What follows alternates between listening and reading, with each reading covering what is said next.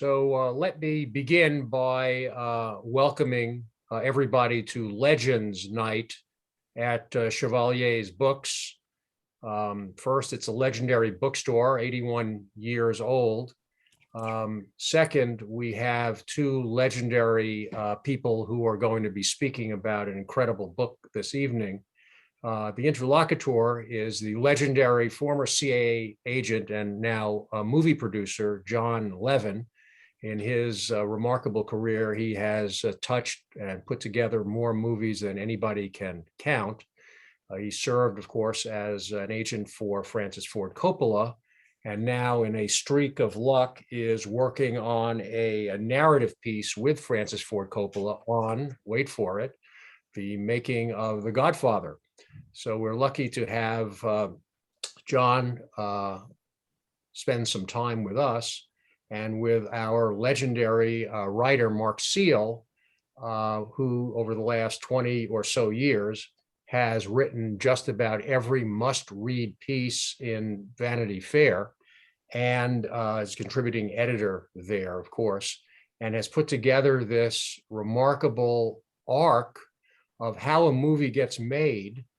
We learn about some of the more eccentric personalities in the movie business, for those of us who are sort of movie business adjacent, to hear stories about Charlie Bluhdorn and Stanley Jaffe and Robert Evans and Francis Ford Coppola, and of course, Mario Puzo, to see how out of these peculiar people, movies like this get made, and a legendary movie at that.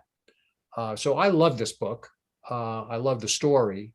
The writing is compelling, and it brings to mind a really, really fun time in the movie business and a really fun time in sitting in a movie and just watching it.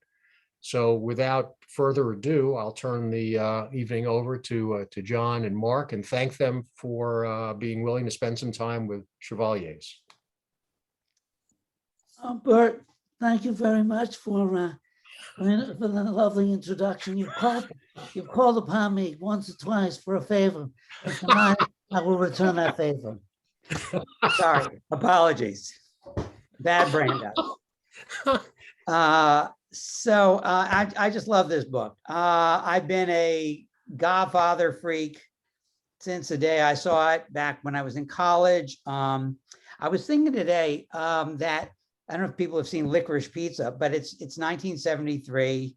It's the Valley. And I can only imagine that Gary Valentine saw The Godfather and said, I'm going to be the version of The Godfather. I'm going to be a version of Francis out in 1973, San Fernando Valley. And just on the book, I think it's just great for anyone who of course, have seen The Godfather. You got to go buy it. Anyone who loves the movies, see it. And anyone who just loves Italian food and Italian wine, you have to see it because it's on every page is this love of all those things. And so if you haven't read it yet, but you know somebody who loves all those things, this is a great Christmas gift. Go down to Chevalier's.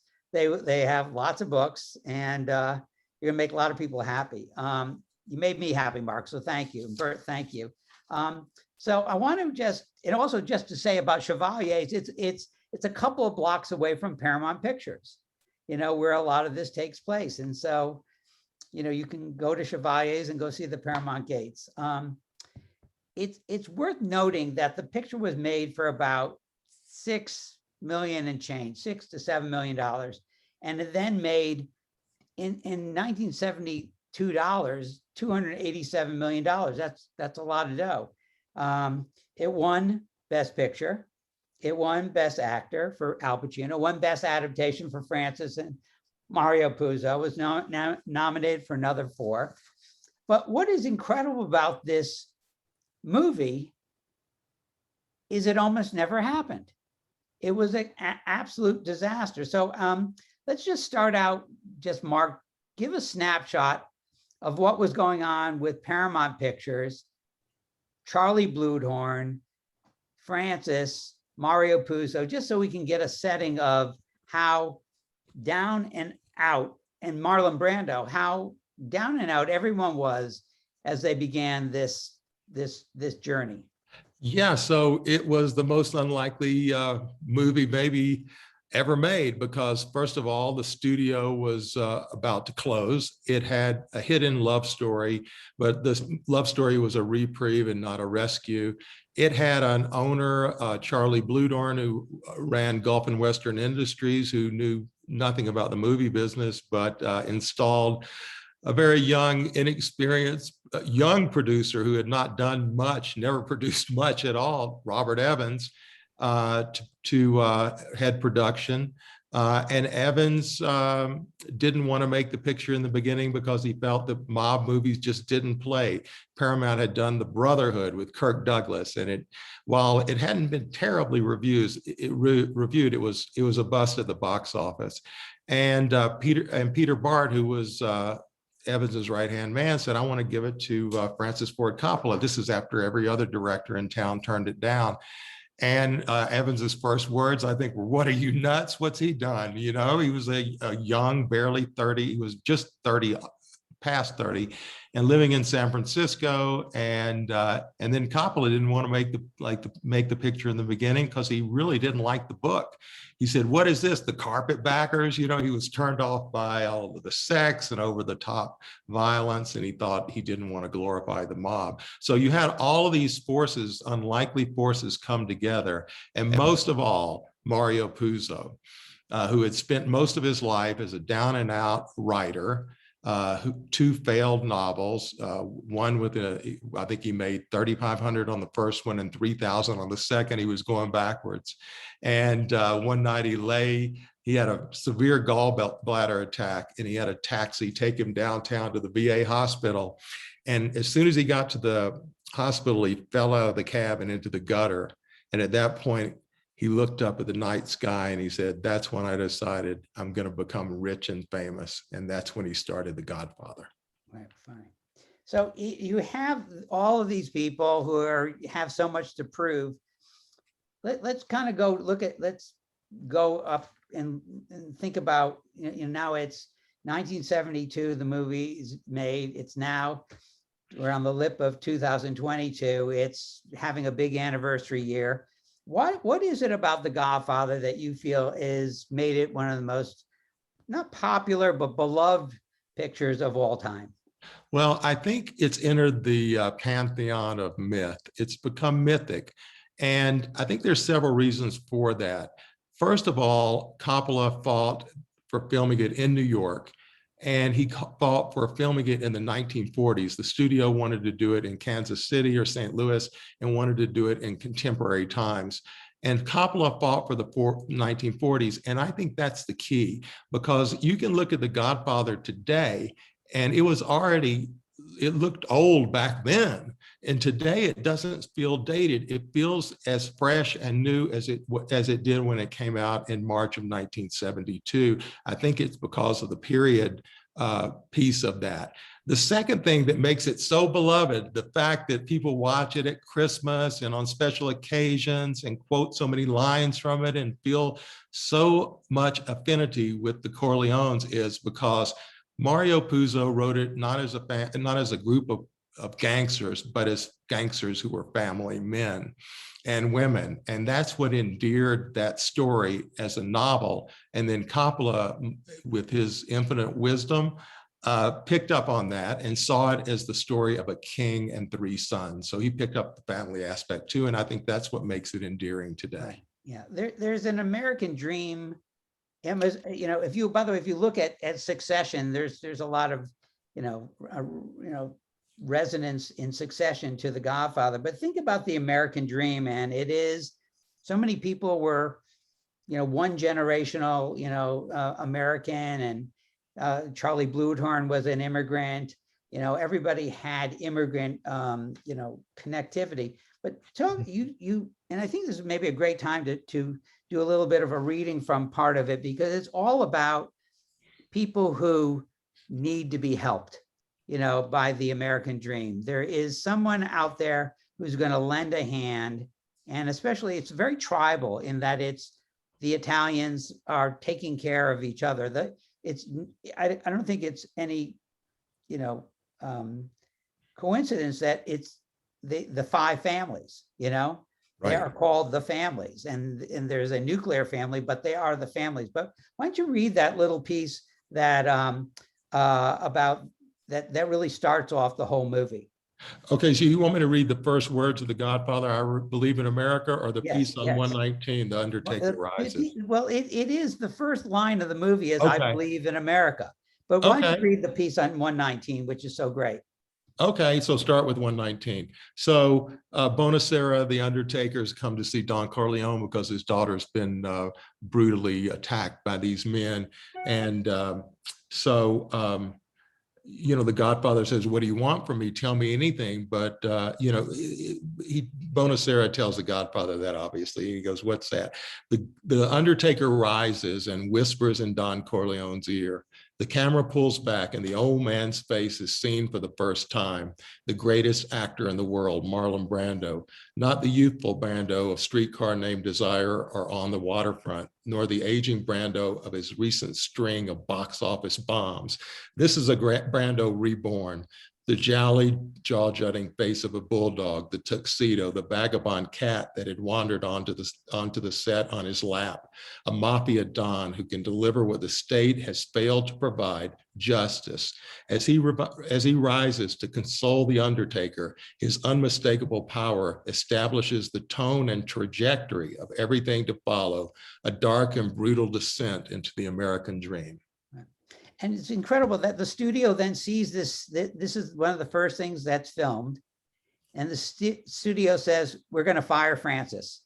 Yeah, because of several things. Okay, first, you know, Gordon Willis, the Prince of Darkness, had shot it so dark it looked like nighttime. Robert Evans and Peter Bart said, are we wearing sunglasses? Then Marlon Brando was mumbling, and that cat that was roaming around Filmway Studios eating the rats, it was so rat infested, Al Ruddy said that this cat had wandered on the set to eat rats. Brando picks it up and the cat's purring into his microphone, so they couldn't hear Brando. All they heard was the cat, and they saw this dark set where you couldn't really see what was happening. And so all of these things came together, and they thought this is a disaster. And Brando, no one wanted, Francis wanted Brando. There was a many other actors who wanted the role, but the studio, it was almost over their dead body. Well, tell a little bit about how Brando gets cast. Yeah, so the studio wanted anybody but Brando, because Brando was temperamental and late and caused problems on the set, and his last movies had been bombs. Danny Thomas wanted to buy the project and cast himself as the Godfather. Burt Lancaster wanted to buy it and cast himself. But Mario Puzo saw Brando as the Godfather from the beginning, and he wrote him a letter with an address at the top. He scrawled out the letter, and the address was North Carolina Fat Farm is what he wrote at the top. He was at a reducing clinic at Duke University. And he wrote, "Dear Mr. Brando, you're the only actor who can play the Godfather with the quiet intensity that the role requires." And Brando did not want to do the role. He didn't want to glorify the mafia, and he had decided to quit work. And so Coppola wanted Brando too, either Brando or Laurence Olivier. And Laurence Olivier was too old and he was living in London. And so Coppola told the studio he wanted Brando, and they said, no, there's no way. And finally, he had like a fake epileptic fit on the floor. And they said, okay, they relented under 3 conditions, one of which being that Brando would do a screen test. And so Coppola knew better than to call it a screen test. He called it a makeup test. And this leads to one of the most incredible classic stories in the making of the film. And you're going to have to read the book to really get it. Now, Al Pacino, okay, talking about another actor who Francis was interested in. Give a snapshot of where he is at this moment. Al Pacino had never been seen in a movie on screen. He had filmed The Panic in Needle Park, but he was a Broadway actor, and he was short. And Robert Evans did not want Al Pacino. He thought he was too short to play Michael. He wanted Robert Redford, Ryan O'Neal, anybody but a real Italian. He really wanted an Italian guy to play him, right? Exactly. But Coppola said every time he read that scene of Michael Corleone in Sicily, the face of Al Pacino flashed in his mind. And so he fought for Pacino just like he fought for Brando. And he brought the cast to San Francisco at the very beginning. And as James Caan said, for the price of 4 corned beef sandwiches, he did a screen test of Al Pacino, James Caan, Diane Keaton, and Robert Duvall. And he sent them down to the studio in Los Angeles, and they said, no way. Crazy. So, so you have a director nobody wants. You have 2 actors nobody wants. Diane Keaton, I think, had done a fun romantic romp before. How did she come into the mix here? Well, actually, she really hadn't done a lot. She was known for being, I remember I read these clips that it said she was known for being kooky. And she was on the Johnny Carson show a lot. Johnny Carson would have her on because she was a great personality. She was in this commercial that she was pretty well known for, but Coppola thought she was lively and different, and she might bring a sensitivity and a bit of humor to Kay, which he thought was important. And I think, you know, to rise above all of the darkness and the death that these men were dealing in. And it was interesting. And Francis said that this was kind of in the middle of the movie, or maybe at the end of the movie. He said this was the worst experience of his life. I mean, he's married. He has a couple of kids. He's got one on the way. He's living in not even a rented apartment, but a borrowed apartment. Yeah. And he is thinking every day he's going to be fired. What was it like? Yeah. So he borrowed the studio politics that were trying to destroy him. Yeah. So he had moved to New York after winning, you know, his war to fight to film the movie in New York. So he's in New York. He borrows this apartment from his brother-in-law, from Talia Shire's husband, David Shire. And it's a small apartment that was being painted. So he moves in with his 2 kids and his pregnant wife, who was pregnant with Sofia Coppola. And the kids came down with chicken pox. He's in this tiny apartment with the paint fumes. And every day is hell on the set. And it's like one thing after another. There's an insurrection among his crew where one person is trying to bring in a new director to take over. They sent a minder to watch every nickel and dime, who Coppola said was a constant thorn in his side. And so he was just he said it right. He said it was the worst experience of his life, even worse than Apocalypse Now and all the madness of that. And Evans, talk a little bit about Evans' relationship with Francis, and how, you know, it was almost like everything Evans said was bad, and everything Francis wanted was Evans, you know, fought him on everything from music to where they were shooting it. Exactly. So Evans wrote, you know, in the kid stays in the picture, we didn't agree on anything. They fought over casting. He said the war over casting the family Corleone was more volatile than the war the Corleone family fought on screen. They fought over the music, the final edit, and most of all the casting, because, you know, Coppola from the beginning saw who he wanted, and that's who eventually was in the film. And Evans insisted, and the other brass at Paramount insisted that everybody be tested. And so they did, I think it was $410,000 worth of casting sessions in Los Angeles and New York, only to end up with a cast that Coppola had tested in San Francisco for the price of 4 corned beef sandwiches. Talk about how did the mob feel about this, or the mafia feel about this? And in the book, is there ever a reference to the word mob or mafia?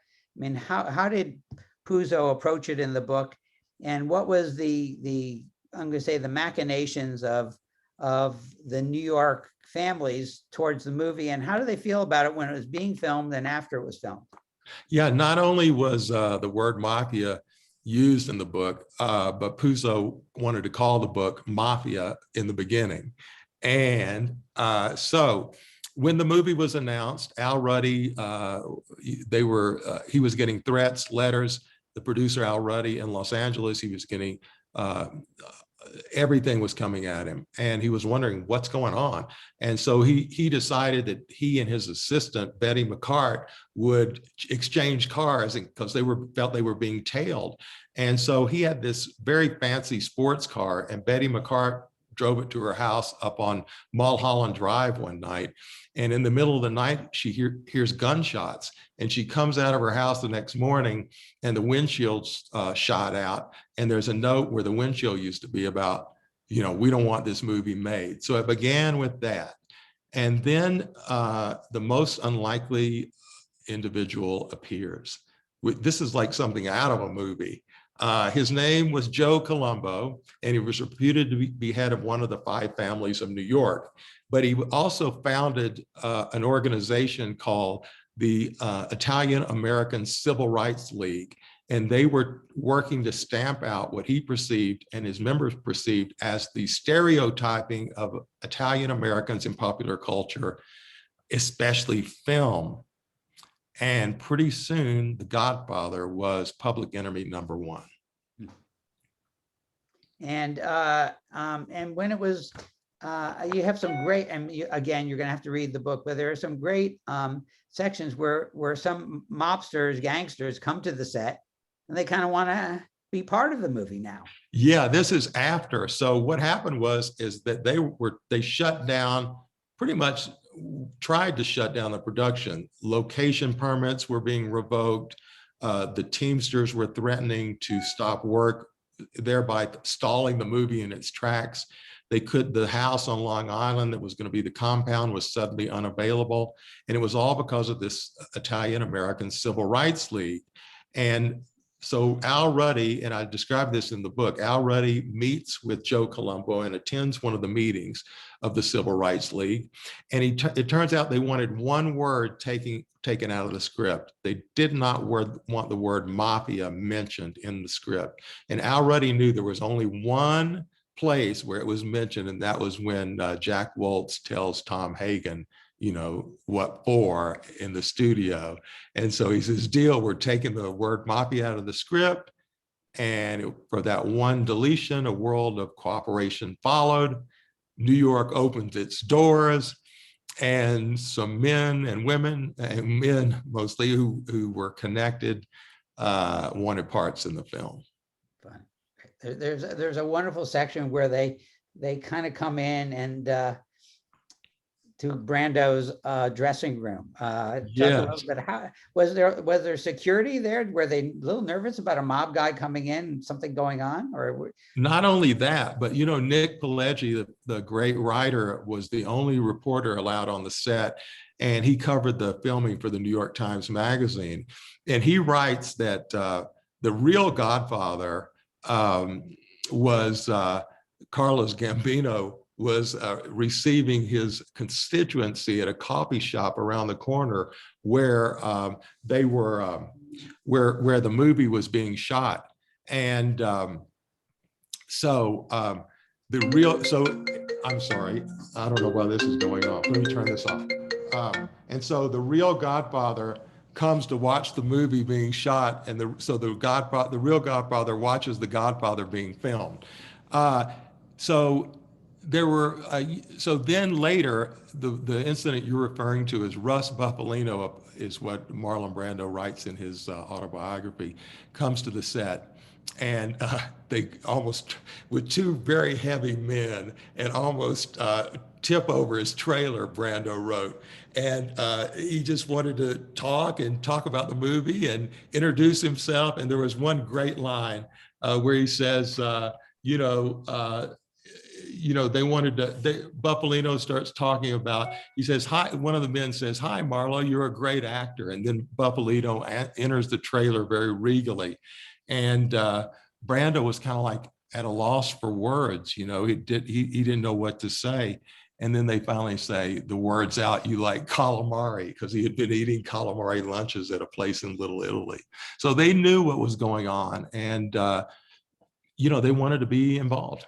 And as the movie, has had its incredible, kind of ride over the last 60 years, how has this become a great pride of for Italians, and how have Italians embraced this movie, and has it become probably the most important movie of the Italian, I'm going to say heritage, American heritage? Well, I think it's twofold. I think that it's first of all, the mob loved the movie. There's one drawing in the book that I think just sums up everything, and it shows a theater with The Godfather, and it shows a line of men with violin cases lined up around the corner. So that to me kind of symbolized how much they loved the movie. And there was an article in the New York Times Magazine where a gangster had told the writer that he felt that Puzo had to be somehow connected, because he said, remember when that scene when Michael kills the police captain and the drug dealer Salazzo, and the wind rushes through his head and the subway and his eyes turn all glassy? He said that's the way I felt when I killed so-and-so. Right. And he also, and so he said, that not only did they like it, they loved it, and they felt that Mario Puzo had captured in fiction something that was even greater than fact. And so it became this myth, like I said before, and it became a myth not only for the mob, but also the immigrant experience of these men and women who came from all over the world to America. And I think this is so beautifully represented in this movie about what happened to them once they arrived here. Talk a little bit about Mario. He seemed like such a great, truly larger than life character, and how was he changed by the movie? Yeah, so Mario, was a writer who had been disappointed by writing art. He always wanted to write art. He had come from a family of illiterate. His mother was she didn't, but she spoke in this way that was so poetic and so forceful that he says most of the lines that spoken by Don Corleone came straight from his mother's lips. So, but he had grown up in Hell's Kitchen. He had drifted around for a long time before he found his way as a writer, and he found his way as a writer in pulp fiction. He worked for this company called Magazine Management that produced all these pulp fiction magazines. Right. And Mario Puzo was the greatest pulp fiction magazine in this area. He was like, he could kill off whole armies, he said, and he had this fertile imagination and was just a rabid reader. They said that he would surround himself with all these books and just take taste of each one. And so he could create these worlds. And finally, when he was so broke, because he was he had such a gambling habit that he would spend all of the little money that he had on gambling. And he had 5 kids to feed. So the wolf was at the door when he decided that he was going to give up writing for art, and he's going to write for money. And he went down to his basement in suburban New York, and surrounding with 5 kids around him and a pool table in this basement, he started typing out this book on his manual typewriter and created this world. But he really did. I correct me if I'm wrong. I don't think he knew very many mobsters. How did he capture? How was he able to capture that world without really knowing the world? Well, he said he had never met a genuine gangster, but he had grown up with these men all of his life. He talked about how when he was growing up as Hell's Kitchen, a man came in once and knocked on their door and threw a blanket full of guns into the living room and says, "Keep these for me. The police are looking for me." And they did. And this man he thought was a mafia man. So he had been around these men, but he knew their world through reading. He ordered the Kefauver hearing transcripts. That was the hearings that were sweeping America in the 50s and 60s. It was the first hearings on organized crime, and people were riveted to their television sets across America. And so Mario Puzo, like everybody else, was watching this from his couch in suburban New York. So he ordered that. He ordered the Valachi papers, which were written about the first mob turncoat, who also had public hearings where he talked about the mob. So he had this as his research material, but it was his imagination that created the Corleones. And talk a little bit about, the relationship Francis had with Mario in terms of how they crafted this movie together. And curious, from, there are classic lines, leave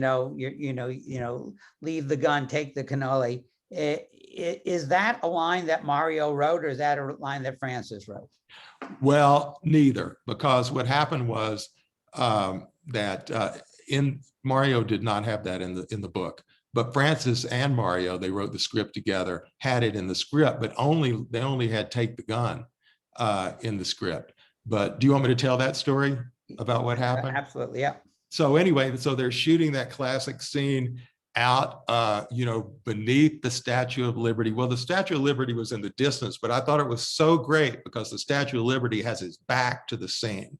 And so it's like, so symbolic of the America that they've come to inhabit. And so they're going to kill the turncoat Polygato, who is sold out the Don for death. And so Clemenza drives him out there. The great Richard Castellano drives out Polygato, and and they kill him in the car. And afterwards, Clemenza comes to the car and he tells Rocco, his driver, he goes, leave the gun. And then he remembers what his wife told him that morning, don't forget the cannoli. And he goes, so leave the gun, take the cannoli. So it was a total ad lib by Castellano. Oh, great. Total ad lib. And it just summed up everything. It summed up a world of guns, but also it summed up the family, a world of the cannoli, so to me, it sums up the movie. The movie's written, in 71, and comes out in 72. How talk about the moment of time in America. There's a war going on. There's kind of cynicism about the government. Maybe the American dream has gone south. How does the movie kind of connect to, the temperament of the times? Yeah, Francis talked a lot about that in the past, at the time, that he said America didn't take care of its citizens. I remember he said that with a Sight and Sound magazine, I think. And Vietnam was raging, that, Nixon was in the White House. It was a time of great unrest and turmoil and strife. And it was just, people were in the streets and there were, protests and here this family comes along. And even though they're a criminal family, a family of gangsters, they have this honorable code, Yeah.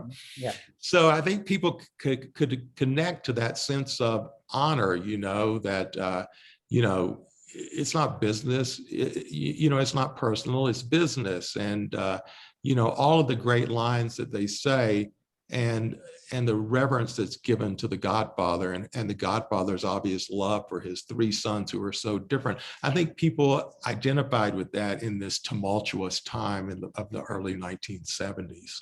How the movie it's a disaster making it, it's too long, it's too short, it's the music's not right, there's all these things going on, but it becomes a huge success immediately. Is it or does it build itself? Immediately. There's a great scene at the premiere where Bob Evans is there with his wife, Ally McGraw, on one side and Henry Kissinger on the other, and the lights go down and the lights come up 3 hours later and nobody says a word. And Evans thinks it's a bomb, because nobody says anything. There's no applause, there's no nothing. And later it happened in audiences around the world where people were just stunned into submission, where they couldn't believe what they had seen. It was a huge hit from the beginning. From the first day, there were lines around the block. The Los Angeles Times did a piece called "What to Do in Line When You're Waiting to See the Godfather," because they said you'll see babies being born, you could do your Christmas shopping. There's so much going on that you're going to wait so long, because it was being shown around the clock with only a short break between midnight or whatever and the next day. So it wasn't shown. It was being shown morning, noon, and night. Fantastic. Well, I think that we should open it up for some questions. I think that, by the way, one of a relation of Nino Rota's families in the audience. So talk a little bit, just before you go into this, of how important the music was to the movie, and really when you hear those strands of the first echoes of the score, how it really takes us all back to that really what the essence of the movie is.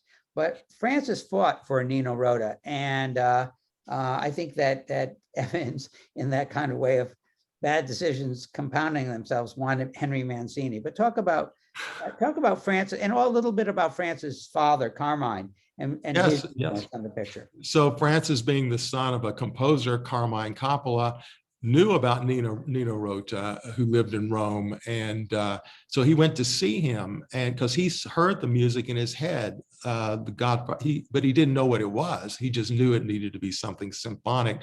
Whereas Robert Evans wanted something happy and American to lift the movie from all of this darkness and death. And so, but Coppola insisted and went to see Nino Rota. And as I talk about in the book, they batted ideas back and forth. They really, grew to like and admire each other. And pretty soon, Nino Rota presented him with this theme, the Godfather theme, which is so perfect. And it's described in the book by a gentleman who talks about, the wind going over the desert, and this Arabic sounds, and this, he talks about it in a very poetic way. And really, what movie has a soundtrack where no matter where you are, you're drawn back into that world? I used to hear it in Italian restaurants, in Texas or Tennessee or the Deep South, right, and you were just immediately flashed back to that world and that movie. So, I mean, it's a clarion call to a great film. Yeah. So on that note, let's open it up to folks in the audience. Or Bert, did you have any questions? Yeah, I'd like you to talk about the role that Las Vegas played in the life of Mario Puzo and his research, as it were, in casinos, and how that all played out. I thought that was a very compelling part of this guy's growth as a screenwriter. Yeah, so, Mario was an inveterate gambler, as I said, and he loved Las Vegas. He wrote a book about Las Vegas, and he said, that's his dream world, and he would go out once he was hired as a screenwriter for the Godfather. He worked on it for a while alone before Francis came, and his assistant told me that she would get in the car with him and they would be heading to Paramount, and he'd go, "Get on the 405," and she knew what that meant. They were going to take the first plane to Las Vegas. But even before that, I have someone in the book who says that Puzo came out to Las Vegas to gamble, and was questioning the pit boss who knew a lot about the mob. He was asking questions about that world, and they were able to help him. So as long as he kept gambling, they kept talking, and he was doing his research early on out there. Now, he made a lot of money. Did he ever save the money, or did he spend it on? Well, he made a lot of money, and he bought a new house. But in gambling, he said, wasn't quite as fun anymore. And I think he actually he stopped. But later he and Francis would go to casinos to write. And Mario said a great line, because they would gamble. Coppola said it's great because in a casino you can get breakfast any time of the day or night. And so Mario would gamble downstairs and go work upstairs. And he said, I'm losing thousands down here in the casino, but I'm making millions upstairs. Funny. Right. And how did Frank Sinatra perceive the movie and the faux Frank Sinatra character? Well, you know, the word was that he didn't like it. And one night at Chasen's restaurant, Al Ruddy and Pacino arrived, and somebody insisted on bringing Puzo over to Sinatra's table. And Puzo said, no, I don't want to meet him. I heard he doesn't like the movie. He doesn't like the book. He doesn't like the character of Johnny Fontaine, but they insisted and they brought him over, and there was a huge altercation with Sinatra allegedly screaming threats at Mario Puzo. Wow. And what was the impact of this movie on other movies? Did this kind of, it was made for a little bit of money. It made a great deal of money. How did it affect, the studio? They said, well, now we only can do blockbusters. This was essentially a small little independent, not quite an independent picture, but independent in a certain kind of a way. Was there a pressure on Francis to, and other, directors just to go do big pictures now?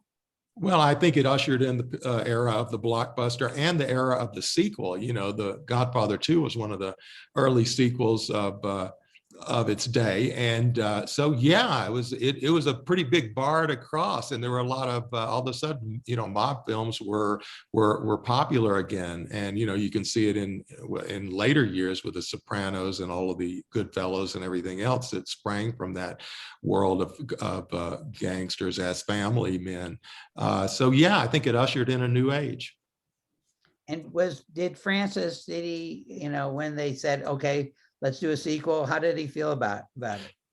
I believe initially he was reluctant. And, but, Charlie Bluedorn was all for it because he wanted to do Godfather 3, 4, 5, 6, 7, because it had revived Paramount, and, eventually Gulf and Western became, Paramount Corporation. And so, he eventually did. And, look what happened with Godfather 2. It was so great. But yeah, that was another coming of age in the film business. So our beloved arranger of all of these things, Sion, is a retired librarian from the University of Louisville. And she is always interested in what resources were used to put books together. So I will throw it to her to ask the question that I know she's dying to put. Yes, Mark, I was going to ask you what it was like doing the research for this book and holding some of these primary source materials in your hand, and which different archives you had to go to or talk to for the book. Yeah, so always my first stop on any Hollywood story or whatever is the Academy Library on La Cienega in Los Angeles. And they were so gracious and kind to send me, it was during the pandemic, they sent me things digitally that were like priceless. Their archives are incredible.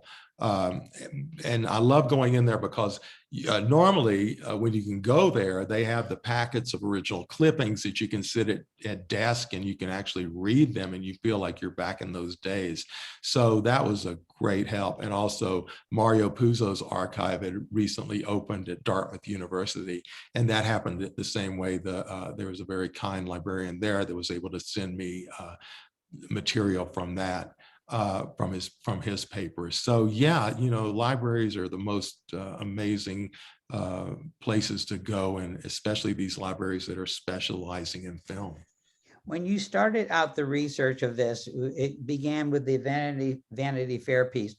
Talk a little bit about, you go to see Evans, And where is he in his life when you go to see him? Yeah, so it was 2008. He had had a stroke or a series of strokes, but he was still, Robert Evans. I walked into his home and he had the table was all set with clippings and pictures and memorabilia for the film. And, he walks into the room and he was a master of the grand entrance.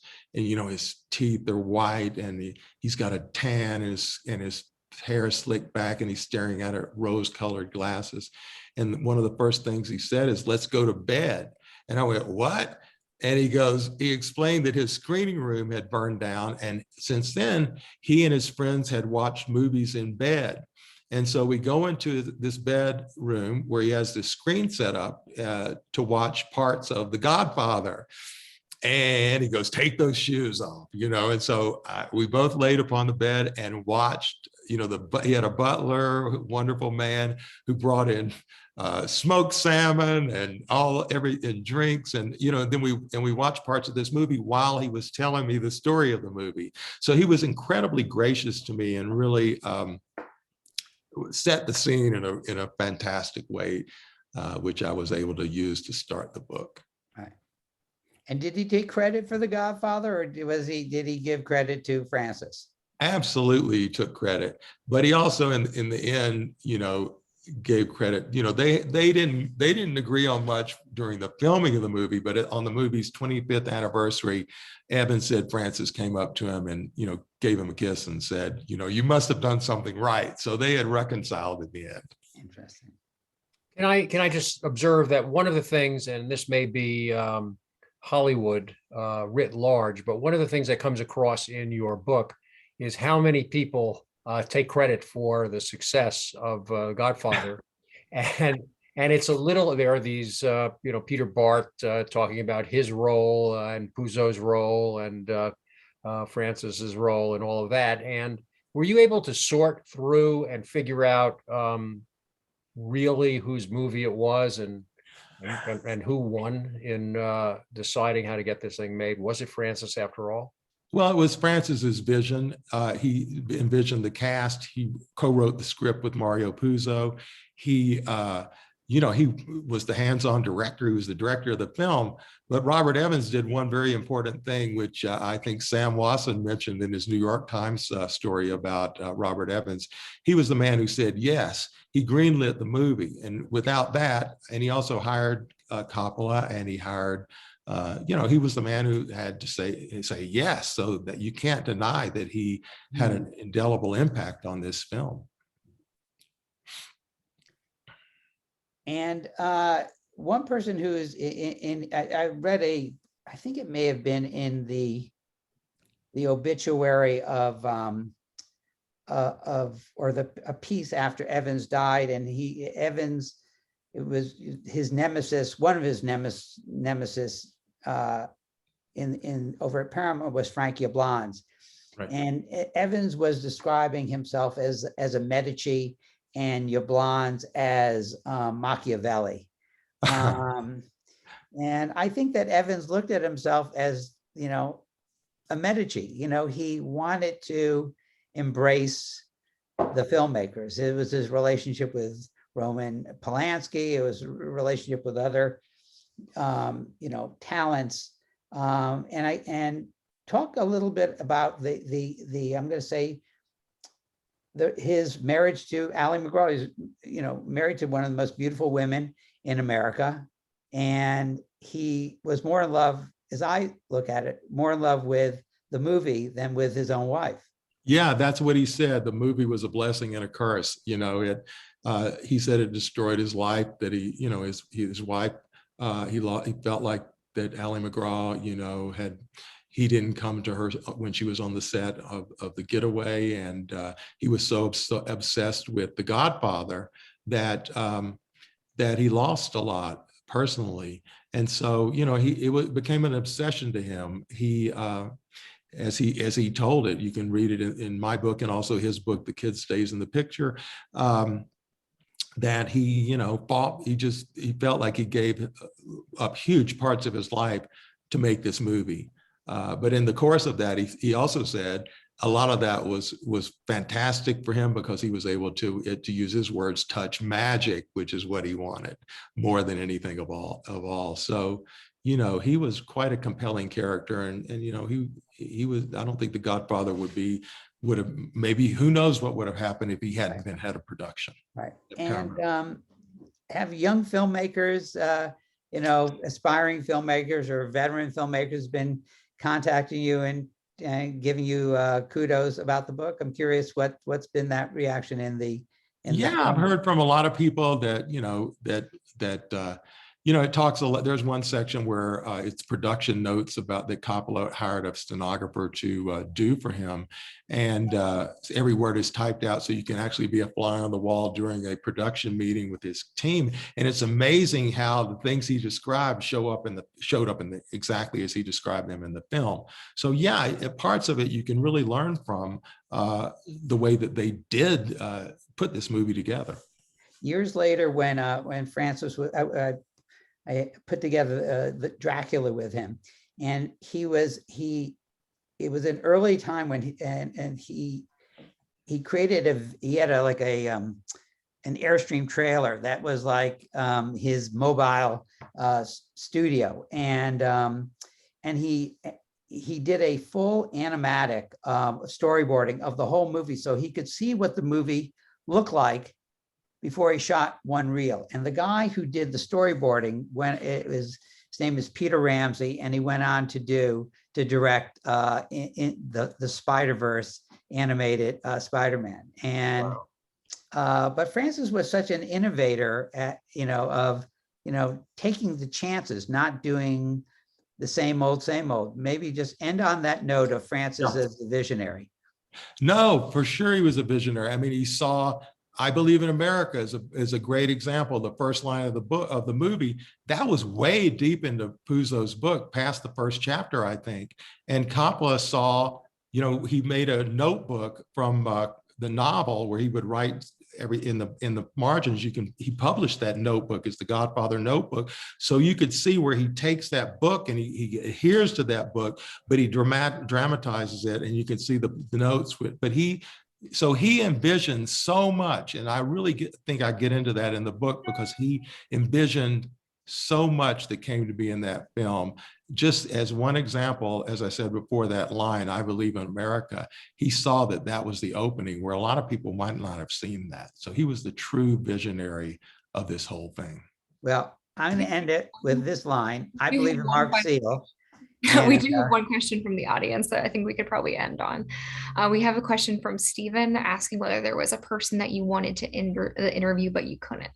Well, yeah, there were people that are now passed away that I wasn't able to interview. Frank Yablans was one. I would have liked to have spoken to him.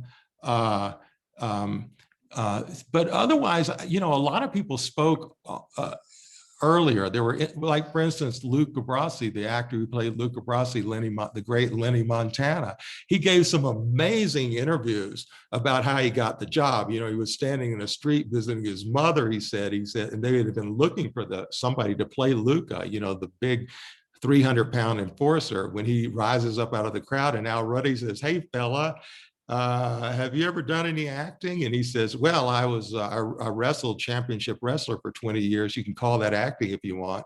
And he brought him over to Coppola's trailer, and Coppola looked up and he says, "That's Luca Brasi." So, I would have loved to have interviewed him, but he had passed away a while back. But yes, I would have loved to have interviewed some people like that. But by and large, I was able to interview so many people, and they were so gracious and so forthcoming. So I was totally blessed with the research of this book.